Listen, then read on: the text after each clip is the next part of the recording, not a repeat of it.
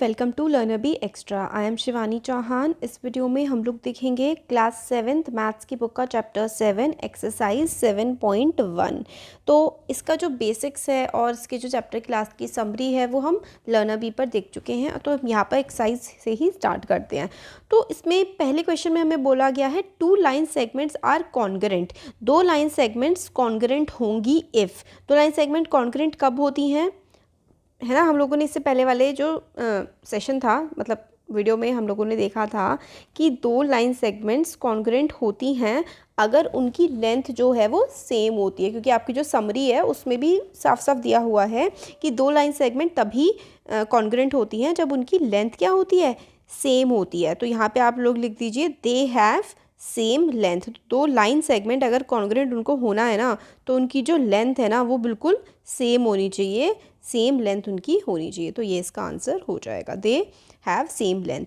फिर B part है इसका फर्स्ट क्वेश्चन का, among 2 congruent angles one has a measure of 70 degree. तो देखिए 2 एंगल्स हैं जो कि कॉन्ग्रेंट हैं। अगर एक का मेजर 70 डिग्री है तो दूसरे का भी 70 डिग्री ही होगा, तभी तो वो कॉन्ग्रेंट होंगे। कॉन्ग्रेंट चीज़ें क्या होती हैं, 2 कॉन्ग्रेंट ट्रायंगल हैं तो वो एक दूसरे की कॉपीज़ होते हैं, एग्जैक्ट कॉपीज़ होते हैं कॉन्ग्रेंट एक दूसरे की। जैसे कि आपकी बुक के पेजेस बिल्कुल सेम टू सेम है तो वो एक दूसरे के कॉन्ग्रेंट हैं। तो ऐसे ही कोई भी एंगल अगर दूसरे के कॉन्ग्रेंट है तो वो इसके बिल्कुल सिमिलर होगा। जैसे कि अगर हम कह रहे हैं कि ये वाला एंगल इस वाले ये ट्रायंगल का, ये वाला ट्रायंगल है, ठीक है, और ये एक ट्रायंगल है, ये वाला एंगल इसके कॉन्ग्रेंट है ना, तो अगर ये 70 है, ये वाला अगर 70 है ना, तो ये वाला भी 70 ही होगा। तो इक्वल होते हैं, बिल्कुल सेम उनकी मेजरमेंट होती है कॉन्ग्रेंट एंगल्स की। नेक्स्ट है when we write angle A is equals to angle B we actually mean. तो अगर हम एंगल ए एंगल बी लिखते हैं ना, तो हाँ एक्चुअली हम लोग ना किसी और के कंपैरिजन में लिख रहे होते हैं। तो हम उसको ऐसे लिख सकते हैं M angle A is equals to measure of angle B. तो measure of angle A is equals to measure of angle B, ये हमेशा होता है। इसका क्या होगा, इसका आंसर होगा 70 डिग्री। और अगर 2 लाइन्स कॉन्ग्रेंट होंगी अगर वो इक्वल लेंथ की होंगी, तो यहाँ पे लिखा जाएगा इक्वल लेंथ्स की होंगी, इक्वल लेंथ्स की। तो ये हो गया फर्स्ट क्वेश्चन। सेकंड देख लेते हैं, give any 2 real life example of congruent shapes. तो कॉन्ग्रेंट शेप्स के रियल लाइफ एग्जांपल्स, एक तो मैंने आपको आपकी बुक के पेजेस ही बता दिया है ना। फिर आप बिस्किट, एक आपके पैकेट में जो बिस्किट्स निकलते हैं वो बिल्कुल सेम निकलते हैं, तो बिस्किट्स इन अ पैकेट बहुत सारे हो सकते हैं यार एग्जांपल्स। तो बिस्किट एक पैकेट में, या फिर आपके बुक के जो पेजेस हैं वो हो गए, या फिर आपके शर्ट की जो 2 स्लीव्स होती हैं वो बिल्कुल सेम होती हैं। इस तरीके से जो आपके शूज़ होते हैं वो बिल्कुल सेम होते हैं। एग्जैक्टली सेम कॉपीज़ जो भी होती हैं वो कॉन्ग्रेंट होती हैं। नेक्स्ट है third question, if A B C is congruent. देखिए कॉन्ग्रेंट का साइन ही होता है इक्वल टू, और ऐसे करके चिड़िया उड़ा देते हैं। तो ए बी सी अगर कॉन्ग्रेंट है ट्राइंगल एफ ई डी के, तो under the correspondence A B C और F E D right all the corresponding congruent parts of the triangle. तो देखिए हमें बोला गया है क्वेश्चन नंबर 3, यहाँ पर देखते हैं। क्वेश्चन नंबर 3 में हम लोगों को कहा गया है कि ट्राइंगल है ए बी सी और ट्राइंगल है एफ ई डी, ये दोनों ना एक दूसरे के कॉन्ग्रेंट है। तो भाई कौन कौन से पार्ट इनके कॉन्ग्रेंट होंगे ये हमें बताना है, ठीक है। तो ए बी सी जो है वो इस तरीके से सिमिलर हैं ये दोनों, है ना। तो एफ ई डी के, तो बाकी कॉन्ग्रेंट पार्ट्स हम लोग को बताने हैं। तो ए बी इस तरीके से ही लिखना है, ऐसे एरो लगा करके हमें। तो ए बी ये वाला जो है ये एफ ई के होगा कॉन्ग्रेंट, है ना। A B is congruent to F E, ऐसे करके बता दीजिए। और फिर उसके बाद जो बी सी है वो ई डी के होगा, तो B C is congruent to E D होगा।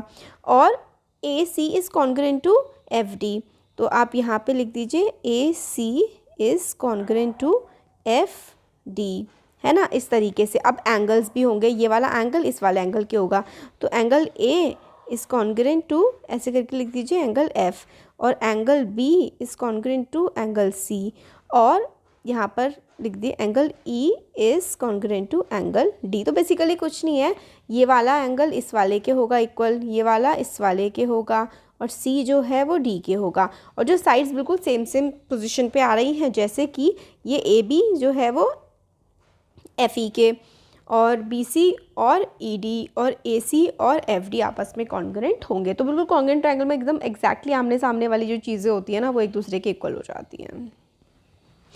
अब क्वेश्चन नंबर 4 और लास्ट क्वेश्चन है इस एक्सरसाइज का।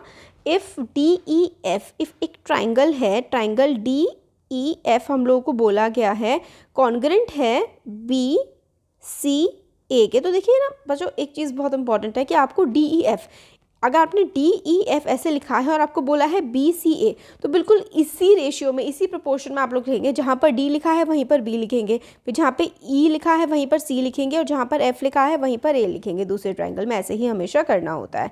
तो अब बोला क्या है, मैं write parts of BCA that correspond to, मतलब करस्पॉन्डिंग एंगल इनके कौन कौन से होंगे। तो E का करस्पॉन्ड क्या होगा, या फिर जो इसके एग्जैक्टली इसके जैसा सेम होगा वो होगा, देखिए इसके साथ वाला E और C, ये होगा एंगल C। और ये वाला EF ये वाला है, तो यहाँ पर जो आएगा तो यहाँ पे हो जाएगा CA।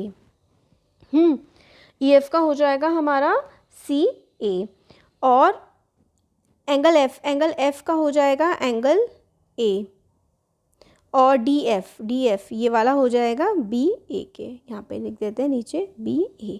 तो देखो आप लोगों को इम्पॉर्टेंट चीज़, ये तो हमने बता दिया इनके ये वाले एंगल होंगे। इंपॉर्टेंट चीज़ सबसे ज़्यादा ये है कि आपने DEF, D और फिर E यहाँ लिखा है और F यहाँ लिखा है, तो दूसरे वाला जो कॉन्ग्रुएंट ट्रायंगल आप बनाएंगे ना, तो D के साथ B यहाँ पर और E और C एक साथ हैं मिड में, तो इसको यहाँ पर लिखिए, और F यहाँ पर है तो A यहाँ पर आएगा। इस तरीके से ही लिखना है। E और E के करस्पॉन्डिंग क्या आ जाएगा, यहाँ पे C आ जाएगा।